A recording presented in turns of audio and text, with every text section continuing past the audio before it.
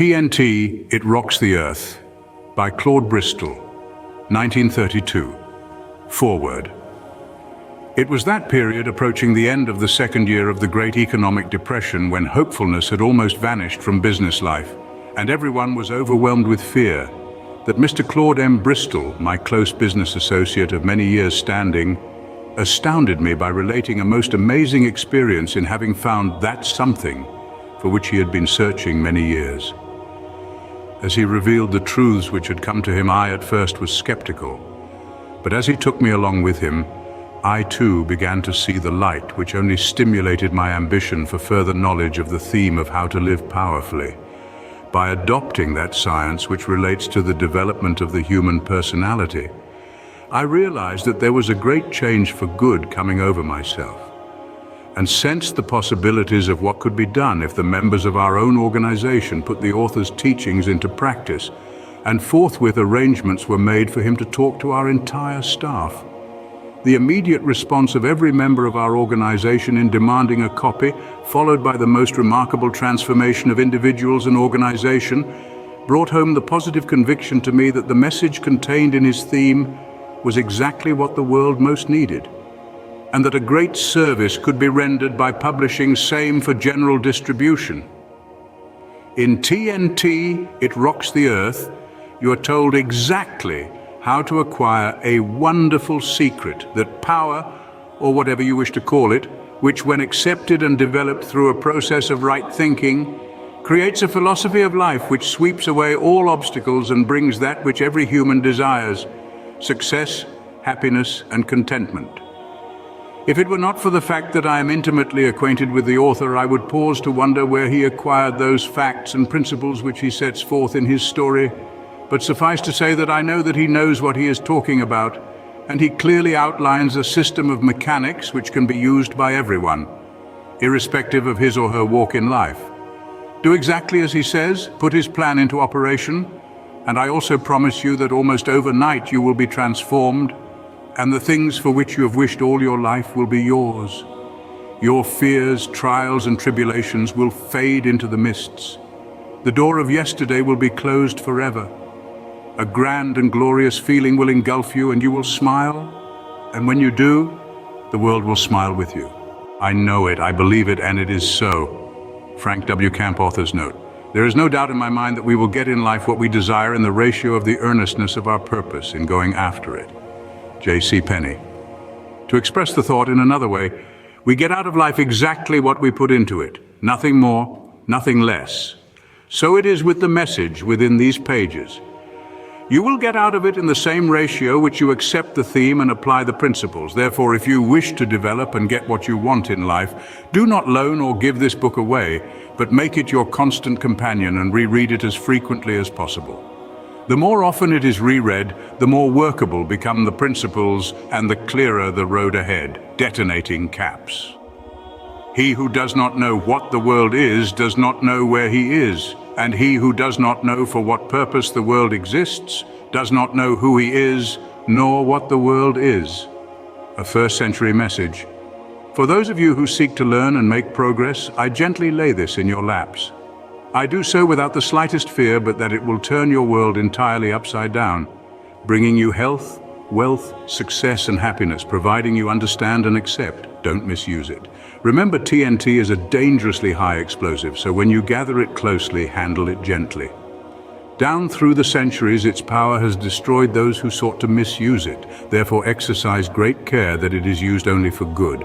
It can be proved by the teachings of the Bible, certain well-established laws of physics, and last but not least, just plain common sense. Read and determine for yourself whether or not the proofs I offer stand by themselves. Some of you may see only the spiritual side, others recognize the scientific truths, and still others may accept it as just a practical operating device to put you on the road to success. No matter, many know the truth, and for you who will open your minds, the light will pour in with dazzling white brilliancy. Feel in your pocket. I'm indebted to an old friend of mine, an expert on X-ray, an electrical high-frequency apparatus who, when I was a boy experimenting with electricity, put the first bit of powerful TNT in my pocket. Then I didn't know what it was and didn't understand, but fortunately it has remained there all through the years. As I look back, I realize why he didn't make me understand what it was. He believed in me and knew that when I was ready to accept it, I would. It's taken nearly 30 years, during which time I sought up and down the highways, looking, seeking and searching for the secret. TNT. All of the time there was some in my pocket, mine for the mere reaching. However, I've got a firm grip on it now, and I will divide it graciously, knowing if used wisely it will blow away all obstacles and straighten out the road on which you've been wanting to travel all your life. For many years I was a newspaper man, and frequently I was behind the scenes. I met great men and women, interviewed famous people. Naturally, I studied them and tried to understand what peculiar qualities they possessed that placed them above the others, but their secret evaded me. Then came the war, and I wondered why others made progress while I seemed to be blocked in my own ambitions. The war did teach me, however, that I could sleep in the mud, eat moldy bread, and live to laugh about it. This is part of my TNT, so remember what I learned. It helped me to give old man Fear a solar plexus blow, and I believe it will help you. Hoping to find a royal road to fortune, I read hundreds of the so-called success books, and they took me nowhere. I did the same with books on philosophy, psychology, and still the great secret kept just a jump ahead of me. I joined secret fraternal organizations, hoping that I might find that which I sought. However, just like the bit of TNT in my pocket, the secret was in every book. In the great orders, everywhere, and in fact, right under my very nose, but something kept me from it. You will have to determine for yourself what keeps you from it. If you don't get it from TNT, it's there. If you don't find it in the printed word, look between the lines, as I've done my best to present it to you. Are you afraid? Following the war, I became a member of a coast-wide investment banking organization, and during the years I cherished quite a dream, as did thousands of others in all lines of business, only to discover that the air castles which I builded were on an unstable foundation. That something which turned the world upside down financially entirely obliterated my air castles, and I became afraid. I got lost in the fog. Everywhere I turned, something fell in on me. As an executive of the organization, my responsibilities multiplied. Our business, due to the economic changes which were taking place in the world, faced a crisis, and many people failing to understand the catastrophe which had overtaken business everywhere were critical, all of which brought worry and many sleepless nights. I found myself dreading to go to my work, fearing that each day would bring added misery. The weeks went on and conditions got worse and worse. I was baffled. Several times, I talked about getting out of the business, and one day in the latter part of June 1931, I made up my mind to leave. One mentioned it to one of the women with whom I'd been associated for several years and saw nothing but reproach in her eyes. That night I tried to sleep. Again, I found it impossible. I paced the floor for hours. When at about 3:30 in the morning, I suddenly stopped and sat down. I was face to face with myself. I could follow the inclination to run and leave the others to carry on by themselves, or I could stay and do my share, a duty which I knew was mine. I caught myself saying almost aloud, "Right is right, it's always been right, it can't be otherwise," something I had been taught since infancy. Suddenly there appeared to be an unfoldment. Out of the air came a voice saying, "What have you been seeking all these years? What were you taught? What did you learn? Where have you been? Where are you going?" I jumped to my feet crying, "I know it, I've got it now, it's the secret. That's what they tried to teach you. It is the royal secret too." Something told me that I would find those identical words in a book which had many years before been given me and which I had tried to read, failed to understand and put aside. It was written by a great man, Albert Pike, a mystic, a poet and a scholar. Grabbing it from the shelf feverishly, I ran through the pages. The words were there and I understood immediately. Open your mind. I now had the key. I could see a broad, smooth highway, and at the end of that highway a perfect flood of gorgeously beautiful radiance. That's the road you are on now. What a simpleton you have been. They tried to teach you, they tried to help you, and you kept your mind closed, thinking that you alone could find the road and stay on it. I was nearly overcome with the sheer joy of it all. My fears, my worries had disappeared. I smiled. I knew that I was right and that everything would be right for me from then on. I slept like a baby. There was a different atmosphere in the office that day. The oppressive black clouds which hung over us began to fade away. I told the woman, she with the reproachful eyes, what had happened, and she smiled a knowing smile. She helped me get back on the track, and I can never repay her. As one learned man said, all of us are born with the ability to differentiate between right and wrong, and with the ability to achieve, but some of us must run head-on into a stone wall, smash ourselves to bits before we really know what it's all about. I hit the wall with a terrific crash, and it was the greatest and finest thing that ever happened to me. Many, noting the transformation, asked for an explanation. I told some of my closest friends, and now it's for all of you because I know I can do good. I keep the door of my private office open as I find I can do much for those who wish to talk with me. The morale of our whole organization was at its lowest ebb. Everyone was discouraged, afraid, by the very necessity of things we had to do an about-face. Right is right. My job was doing everything I could to help the other fellow because I knew it was right. At first I was perplexed as to the methods I should employ to help them, but I used my own system in calling upon the subconscious, and the inner voice said that I should talk to them. Some were skeptical, but I said to myself, I can prove that I am right. And during the week that followed, I spent every waking hour reviewing the books that I had studied through the years. Naturally, the Bible came first. Then followed studies in yogiism, the philosophies of the old Greek and Roman masters and of the later-day teachers and students. I again deliberated over the meditations of Marcus Aurelius Antoninus, reread Hudson's Law of Psychic Phenomena, another book, the gist of it written by a brilliant physician, Hayden Rochester. Again, I studied my books on physics, electricity, and those on the vibrations of light, and discovered that not only was I right, as I knew I would be, but that peculiarly the same general basic principles ran through them all. I reread numerous books on psychology and found the same story everywhere. Subsequently, I quoted excerpts, and lo and behold, things began to move. It has occurred to me again and again that all men and women who use this power are showmen, or to use the words of my newspaper days, headliners, those who hit the front page.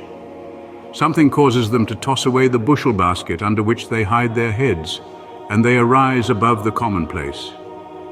Where is your niche? Surely you will agree that they may have the power to the nth degree, but if they do not become headliners, they never get a niche in the Hall of Fame. It doesn't follow that they are newspaper publicity seekers, because some of them are very reticent, and by their very reticence are showmen. Others adopt certain peculiarities or use certain devices to make them stand out from their fellow men. Some wear an efficacious smile, others scowl, and still others have a certain charm of manner. Long hair, whiskers, and sideburns play their part. Flowing robes and distinctive dress are worn by others. The showmanship of some is evidenced by red neckties, others by spats, affected manners. Many master the art of oratory, the science of warfare, banking, statesmanship, politics, the arts, but all of them stand out in the full glare of the calcium. Headliners, the number is legion. I mention a few of those of history, and today Demosthenes, Nero, Julius Caesar, Christopher Columbus, Cleopatra, Balzac, de Maupassant, Sir Isaac Newton, Joan of Arc, Cromwell, Edgar Allan Poe, Benjamin Franklin, Alexander Hamilton, Bismarck, Graham Bell, General Grant, Cecil Rhodes, P.T. Barnum, Clemenceau, Kitchener, Woodrow Wilson, Joffre, Sir Thomas Lipton, Foch, Mussolini, Winston Churchill, Charles E. Hughes, Lloyd George, Mahatma Gandhi, Ramsay MacDonald, Will Rogers, Douglas Fairbanks, Herbert Hoover, Henry Ford, Lindbergh, Alfred E. Smith, Lenin and Hitler.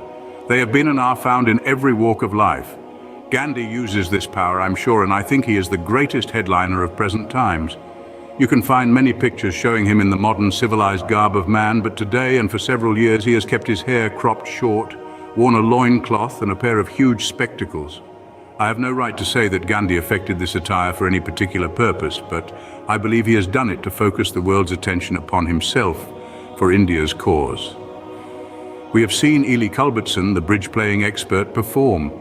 There have been few psychological devices that he hasn't used. He has something, and certainly no one can say he is not a headliner. I make no attempt to explain why those who have this power are headliners. You'll have to determine that for yourself. Detonating caps are now set. Caution signals are out. Be careful. TNT, it rocks the earth. A man's true greatness lies in the consciousness of an honest purpose in life, founded on a just estimate of himself and everything else, on frequent self-examinations, and a steady obedience to the rule which he knows to be right. without troubling himself about what others may think or say, or whether they do or do not do that which he thinks and says and does. Marcus Aurelius Antoninus. There are thousands, yes, millions of people seeking the secret, the key to health, riches, happiness, contentment, and a solution of their problems. Through the ages, many men and women had the secret, used the power, and I am positive you can acquire it too if you'll think, as you read, accept and apply the ideas contained herein. What do you want? Where are you going? An old story. I repeat an old story. Down on a levee in Mississippi, two men were dozing. One of them yawned, stretched his arms and sighed, "Gee, I wish I had 1,000,000 watermelons." The other man said, "Rastus, if you had 1,000,000 watermelons, would you give me half of them?" "No, sir." "Would you give me a quarter of them?" "No, I wouldn't give you a quarter of them." "Rastus, if you had 1,000,000 watermelons, wouldn't you give me even 10 of them?" "No, sir, I wouldn't give you 10 of them." "Well, wouldn't you give me one lousy watermelon?" "Say, Sam, I wouldn't give you even a bite of one if I had 1,000,000 watermelons." "Why not, Rastus?" "Because you're too lazy to wish for yourself." There's much to be gleaned from that story. You'll understand as I proceed. Scoffers do not succeed.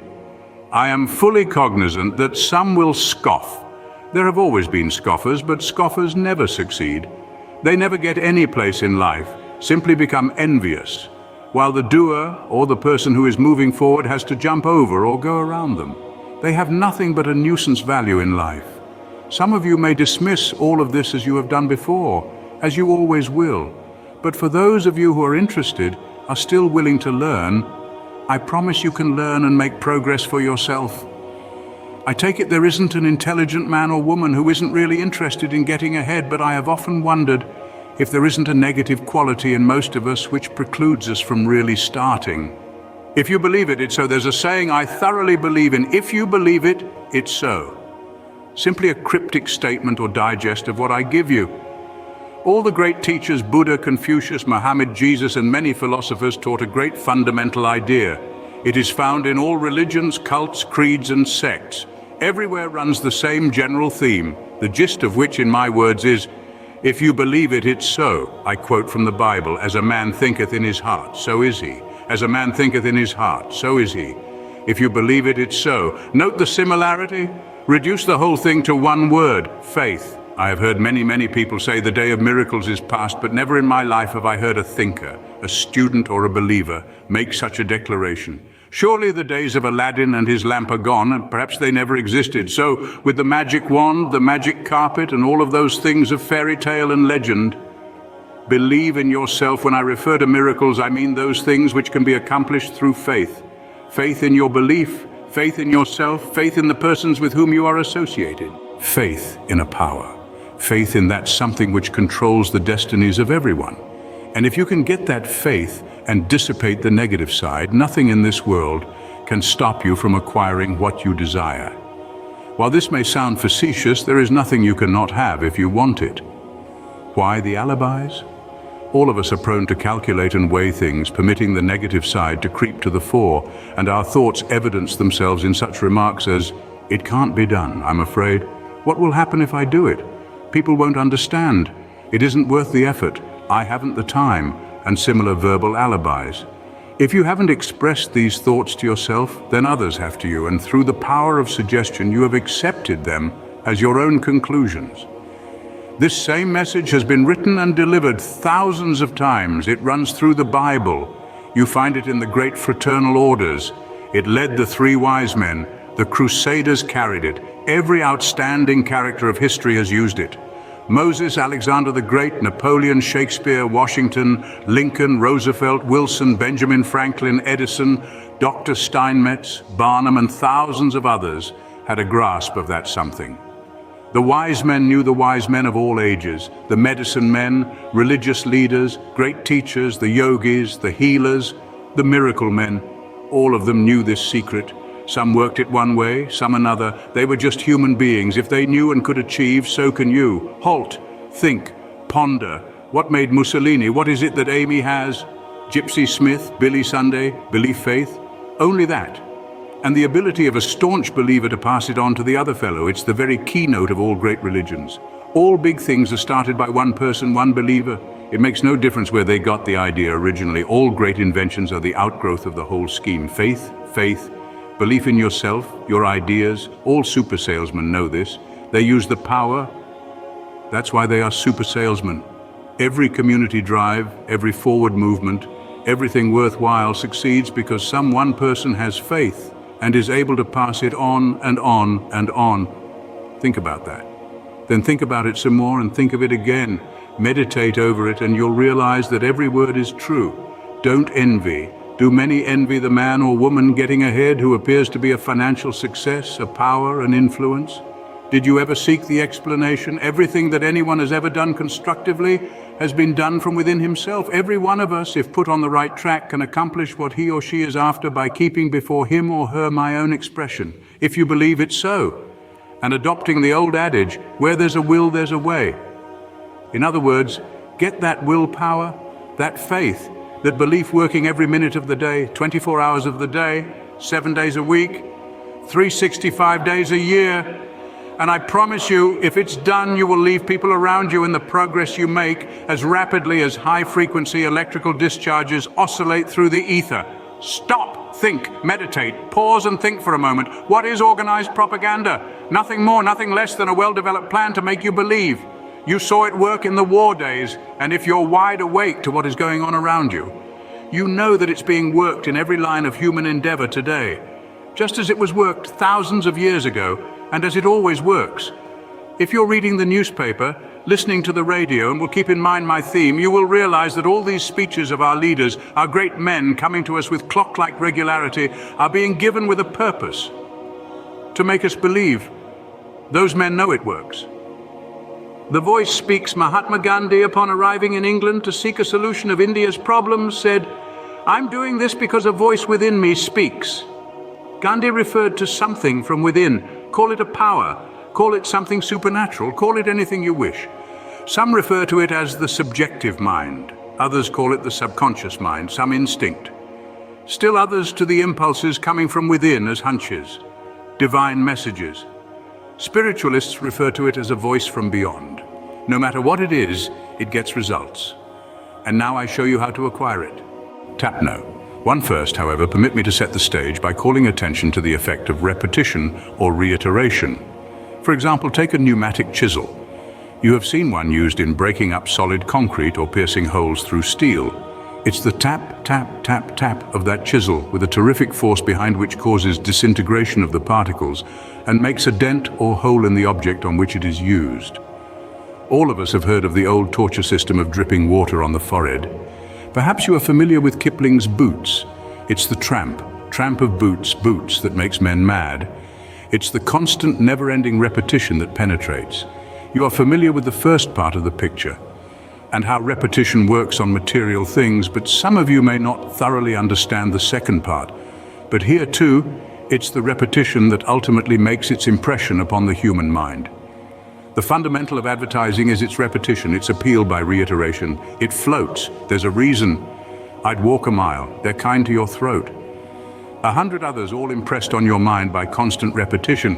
Tap, tap, tap. Today our leaders are saying the same thing to us, though perhaps in a different way. Have faith, have courage, move forward, business is coming back, etc. Repetition, reiteration, again and again. Tap, tap, tap. The connection between the conscious and the subconscious or subjective mind is close. Every student of the subject knows what may be accomplished by definitely contacting the subconscious. If you can get a definite detailed picture in your conscious mind by using this process of reiteration or repetition and make the subconscious mind click, you have at your command a power that astounds. The science of suggestion. We hear much about the power of suggestion. We know how easy it is to make a person ill by constantly suggesting to him that he doesn't look well, etc. It's the constant mental review of his crime that suggestion makes a lawbreaker confess. As a newspaperman, I've been in on many third-degree sessions. I've seen detectives and prosecutors corner a single individual and shoot questions at that individual until his face was bathed in perspiration. It is the deadly repetition, the reiteration, the tap, tap, tap through the power of suggestion which brings confession. Skilled prosecutors, clever defenders appeal to the emotions of jurors, never to the conscious reason. And how do they do it? Simply by a process of repeating and emphasizing time after time the points they wish to stress. They do it with usage of words and variations of argument. Behind all there is that tap, tap, tap, tap, tapping, the subconscious, making the jurors believe. If you will keep this idea of repetition in mind, you will understand why the Jewish people are so successful in business. When families are gathered together, the subject of conversation is business, business. They talk their problems over. They keep before them constantly the idea of making money and making progress, and never for a moment are they permitted to forget. And they stick together. The idea there was born of necessity, just like a machine or an article is born of necessity. We are all familiar with the old adage, necessity is the mother of invention. And it is true of all human impulses and endeavors. A drowning man grabs at a straw, a starving man at a crust of bread. The impulses come when you get up against it. You who have been there know what you had to rely on in times of acute pressure, and whether or not you heard a little voice from within. Where are you going? There can be no gainsaying that once you have made up your mind to do a thing, it will be done. But the trouble with most of us is that we sidestep, vacillate, and seldom make up our minds to what we want or determine clearly the road on which we wish to travel. All daydreams and wishes would become realities if we kept them constantly before us, put fear behind, shoved away all reservations, ifs, ands, and buts. Again, a lot of us think we know what we want when, as a matter of fact, we don't. This sounds paradoxical, but if each of us knew what he wanted, he would get it, provided he had the willpower, the stamina, the dynamic force, the fight to go after it. Therefore, the first thing to do is get that spirit of determination. That may be obtained by constantly saying to yourself, I will, I will, I will, and I will, and believe it. Then before you know it, you will have developed a willpower which, coupled with these other things I'm about to explain, will change your whole scheme of things and get you on the road to success. If you haven't the desire to improve your own individual position in life, then you had better stop reading right now and burn this. However, if you have the desire, you are on your way to make progress. What do you want? No matter whether you be a salesman, an executive, a mechanic, a writer, or what, or whether you are after money, love, improvement in social position, in the legal profession or medical profession, it makes absolutely no difference. You can utilize this power and acquire every single thing you want, whether it be a pair of shoes or a mansion. Tap no. 2. Now, if you have the desire, the foundation is laid. Get a perfect detailed picture of the exact thing or things you wish. If it is increased sales, fix the exact amounts. If it's something you want the other fellow to do for you, the love of a woman or the love of a man, a new suit of clothes or a new automobile, anything and everything. No matter what you're after under this system, you can have it provided. The desire is definite and positive. He who knows how to plant shall not have his plant uprooted. He who knows how to hold a thing shall not have it taken away. Lao Tzu, the Chinese mystic, 600 BC, adopt this tap system. When you have the picture firmly in mind, begin using the tap-tap system as I have outlined. It is going to be the repetition, the reiteration of that picture upon the subconscious mind that will cause the little voice from within to speak and point out to you accurately and scientifically how you are to proceed to get what you want. And when you move, all obstacles will become phantoms. Use small cards.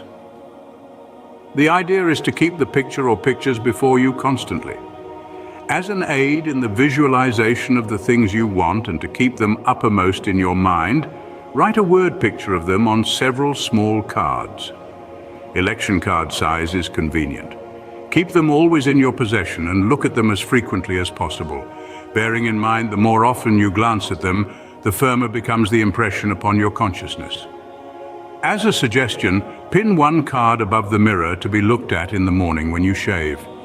Permit the details of your wishes outlined on the card to increase as you continue to develop the mental picture. Have another card convenient to look at while you eat your lunch, your dinner. Use the cards again just before you go to sleep. Keep it up. Tap, tap, tap. However, there's no point to writing down your wishes until you have determined that every single detail of what you want is to be photographed permanently in your mind, to stay there until they become realities. Where is your mirror? Augment the foregoing formula with the use of a mirror. Study yourself in the glass, search deeply into your eyes, Become acquainted with yourself, know yourself thoroughly, and have yourself tell yourself what you want and where you are going. Sooner or later you will see the reflections of your wishes in your mirror every time you peer into it, and your daydreams will gradually take shape. When you get the pictures clearly defined, do not for an instant permit them to escape you. Hold them with bands of steel. So use all that is called fortune. Most men gamble with her and gain all and lose all as her wheels roll. But do thou leave as unlawful these winnings and deal with cause and effect, the chancellors of God. In the will work and acquire, and thou hast chained the wheels of chance and shall sit hereafter out of fear of her rotations. Emerson's self-reliance. Constant practice of writing down your wishes and using a mirror will work wonders. Shortly you can form the pictures at will, without the use of either cards or mirrors, and you will find yourself tapping the subconscious mind almost automatically. Start wishing.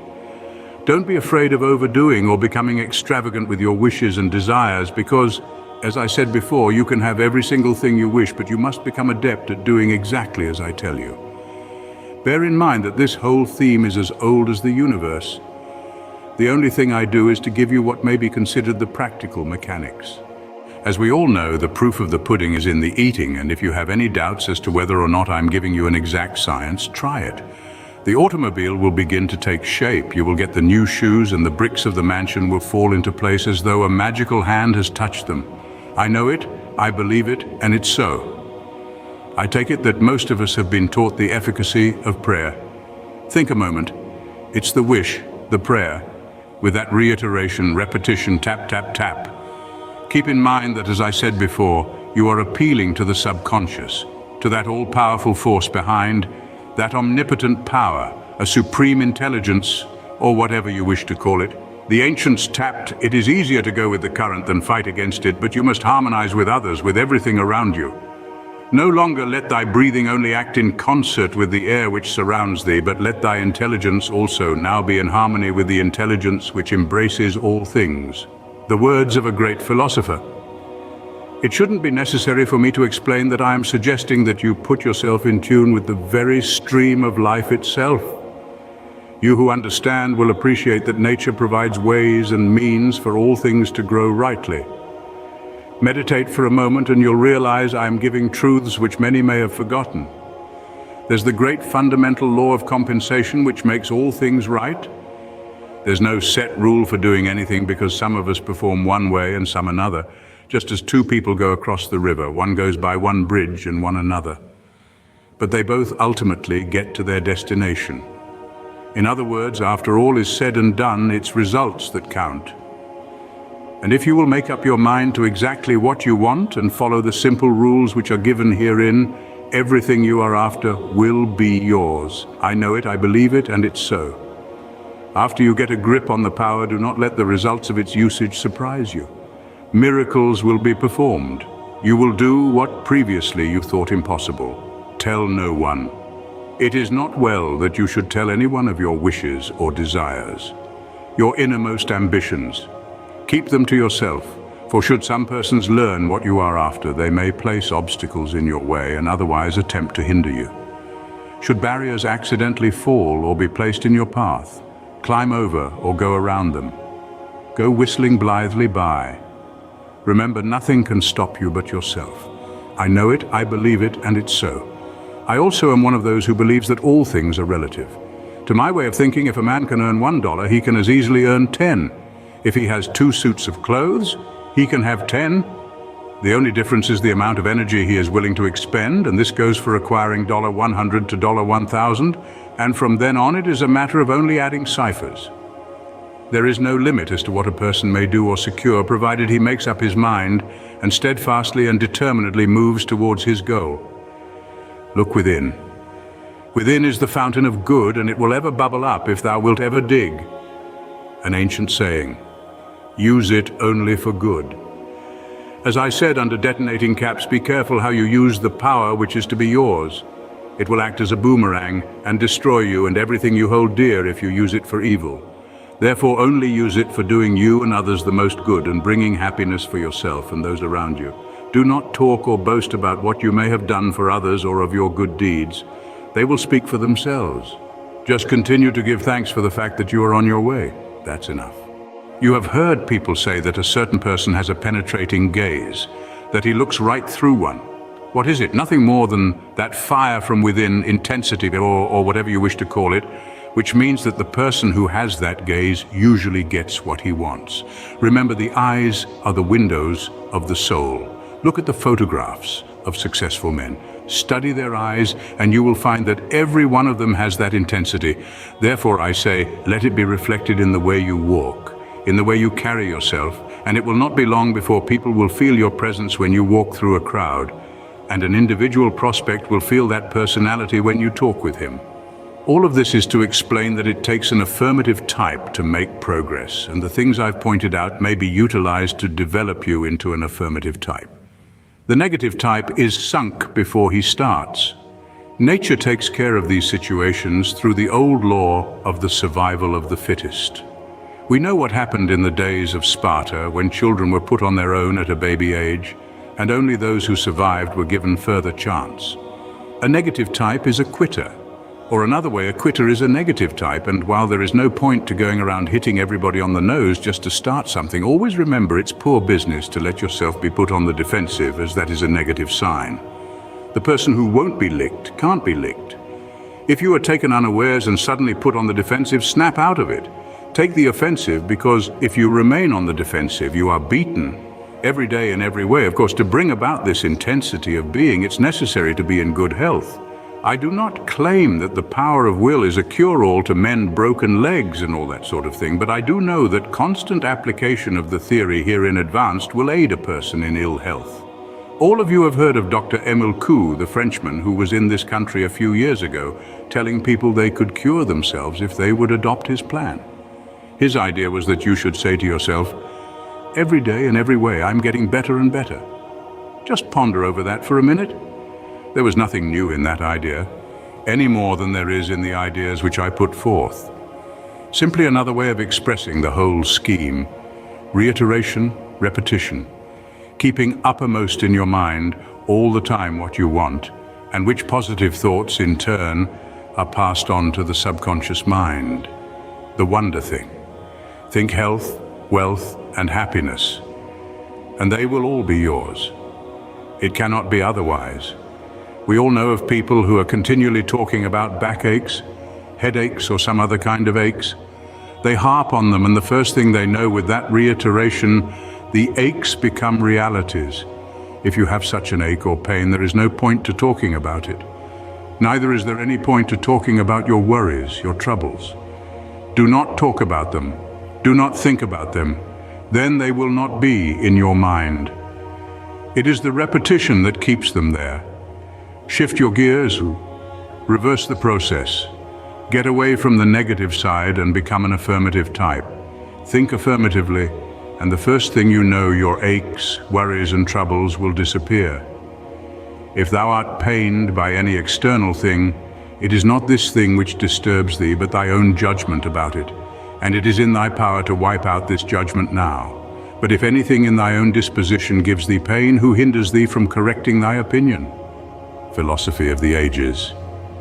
Are you in reverse? When a train roars across the track in front of you, you put on the brakes of your automobile, throw the gears into neutral and idle your engine. You are on your way again just as soon as the train passes, but you certainly do not throw your gears into reverse and go backwards. Compare yourself to the gears of your automobile. In reverse place all fears, worries, troubles, aches and pains. And when things go wrong, simply put on the brakes, idle your engine until you can clearly see the road ahead. In high is everything you desire: health, wealth, happiness, success. No power in the world except your hand can put the gears of your automobile in reverse. If your own gears get in reverse, remember you alone put them there. Erect a steel wall on the right side of the reverse gear, close the doors of yesterday, and you will have to shift from low into high and stay there. We are living in a great crisis in human history. There is unlimited need for boldness and courage, but there is no occasion for dismay. On the one hand, there is the way to such achievements, to such wealth and happiness as mankind has never before known. Life, even as we know it now, tastes very good at times. We spoil it a lot for ourselves and each other by fear, follies, hate, bickering, suspicion, and anger. There is no need for us to go on spoiling it. We have not the health we might have. We have not a tithe of the happiness we might have. But it is within the power of the human will to change all that. H.G. Wells, England's great man of letters. Change gears. Now, this power, this vital energy, or whatever it is inexhaustible, and it is so easy to use it if you only have the key. I am fully appreciative of the fact that psychologists maintain that few persons really think. It is my hope that this message will cause you to think. If you dismiss it as so much balderdash, then I shall know that you have never understood or appreciated how the great characters of history, whom I have previously mentioned, and many others with whom you yourself should be familiar, made names for themselves or gained niches in the Hall of Fame. Real people, successful people, are those who made themselves and not what others made them. After all, there are only two ways to move, forward and backward. Why not forward? Watch the down and outer on the street. His whole trouble is lack of positive ideas. If he thinks he is down and out, he is. If he will change his ideas, he will be up and coming. All of us know that. You can shift your gears if you only realize it. You have been told how to keep out of reverse, and it is simply a mechanical process for yourself.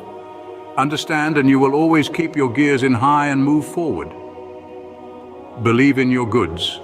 A sale is affected by getting a prospect to think as you do, and unless you believe that the thing you are selling is good, then, obviously, you can't make the other fellow believe it. That is just plain common sense. So, for those of you who may be selling, keep in mind what I have previously said about knowing your article and selling yourself. That is 99% of the success of selling. The other 1% is legwork, contacting the prospect. You should realize that the bending other people to your will or getting them to do as you wish is simply having them think as you think, and that is very easy. Sell yourself. Charles M. Schwab said, "Many of us think of salesmen as people traveling around with sample kits. Instead, we are all salesmen every day of our lives. We are selling our ideas, our plans, our energies, our enthusiasm to those with whom we come in contact. So it is with every endeavor, and especially true of selling commodities, because you must contact people. And when I say contact, I mean contacting them face to face. The day of order taking is gone, and it is only the persons who have got it in them who are to succeed now. All the others will sink. You cannot beat a fundamental law, the survival of the fittest. Therefore, forget about order taking, and keep in mind the only way you can close a sale is to make the prospect think as you think. The best way is in face-to-face contact. You have got to be in his presence. You have got to see his reactions, the old law of cause and effect, and you have got to adapt yourself to the conditions as they confront you with that individual prospect. Follow your hunches. If you are intent on making a sale, and you must be if you are going to succeed, keep in mind my theme, the subconscious mind will be giving you ideas, hunches, inspirations, a perfect flood of them, which will guide you correctly. They will point out the way to get into a busy man's presence, into the privacy of his very self, and when you get there, stand on both feet. Be alert, make him feel your personality. Know what you're talking about. Be enthusiastic, don't quail. You are just as good as he is, and besides you may have something which he hasn't, and that is utmost confidence, utmost faith in the article you are selling. On the other hand, if he is a success, he also has personality. Therefore, be sure to put the contact on a 50-50 basis. Do not belittle him, do not let him belittle you. Meet on common ground, make him like you, and when he likes you and you him, success is on its way. Remember, you are going to sell him. There is strength in teamwork. The esprit de corps pounded into those of us who were in the army made the American forces what they were. And it's the esprit de corps, teamwork, determination to move forward which will shove us along. If this is accepted in the spirit in which it is given, put into execution, you will be unbeatable. And by getting in tune and getting others on the track, the world is yours. When fear rules the will, nothing can be done, but when a man casts fear out of his mind, the world becomes his oyster. To lose a bit of money is nothing but to lose hope, to lose nerve and ambition. That is what makes men cripples. Herbert N. Casson. Ascertain exactly what you want and use the mechanics given, and you will discover more gates open for you than you ever dreamed existed. I'm not interested in any prophetic explanations. I am interested in results. A light will dawn upon you, and you will see clearly ahead how to achieve what you are after. The same principles, the same methods can be successfully applied to any line. The ability to accomplish anything in a convincing fashion depends entirely upon the degree of expert knowledge which you possess, coupled with that intensity of purpose. Read and study, practice, practice, tap, tap, tap. Open the door. Before closing, I should tell you that the conscious mind must be placed in a receptive condition to get the ideas from the subjective or subconscious. Of course, we all know it is the conscious mind which reasons, which weighs, which calculates. The subconscious mind does not do any of these things. It simply passes on ideas to the conscious mind. Relax and tap. You have heard a lot of people say, play your hunches. What are those hunches? Where do they come from? They come from the workings of the subconscious mind. Psychologists tell us, you will soon understand the reason, that to put the human mind in a receptive condition, you must relax. If you have ever laid on the massage table and been told by the masseur to relax, then you know what I mean. Let the body go limp. If you have trouble at first, try it with your arm, both arms, both legs, until the whole body is relaxed, and the mind automatically will relax. When that is accomplished, concentrate on what you want. Then hunches come. Grab them, execute them as the little voice tells you. Do not reason or argue, but do as you are told, and do it immediately. You will understand what psychologists, mystics, and students mean when they tell you to stop, relax, think of nothing when you wish to draw on the subconscious and have the little inner voice speak. As you further progress, you will also begin to realize what the seers of the East had in mind when they said, become at ease, meditate, go into the great silence, continue to meditate, and your problems will fade into nothingness. The road ahead will become illuminated, and your burdens will fall away one by one. Is there anything clearer than Pilgrim's Progress? My message is no different than that which was conveyed there, only, as I said before, I put it to you in perhaps different words. The mysterious nothingness. The late Thomas A. Edison, explaining his success of inventing, said, I begin by using my accumulated knowledge, but most of my inventions are completed with ideas which flash into my mind out of thin air. Fred Ott and Charles Daly, associated with Mr. Edison for more than 50 years, solved the secret of making synthetic rubber. I quote from a newspaper story dated October 21st, 1931. On Monday, he, Mr. Edison, started to sink into a stupor, but Daly and Ott were still pounding doggedly, determinedly concentrating tap, tap, tap at their experiments. And on Tuesday night, the solution flashed out of the mysterious nothingness. The little voice spoke, just like it always does when you make up your mind what you want and when you go after it. If your own little inner voice suggests that you ask for something, do not be backward about asking. You have nothing to fear. The other person will never help unless he knows your wishes, so you must ask. Accept the theory advanced herein and practice intelligently, and the voice will speak just like it did for Edison, Ott, Daly, and thousands of others, and you will get results. All will be yours. In Julius Caesar, Cassius, he of the lean and hungry look, talking to Brutus of the Roman emperor's power, said, the fault, dear Brutus, is not in our stars, but in ourselves that we are underlings. As you know, William Shakespeare wrote that, and he himself arose above the commonplace by using this power. Who is to blame? If you are timid, backward in a rut and an underling, it is because of yourself. Blame not the stars, blame not society, blame not the world, blame yourself. Again, I say, change gears, put them in high and begin to move, grip tightly.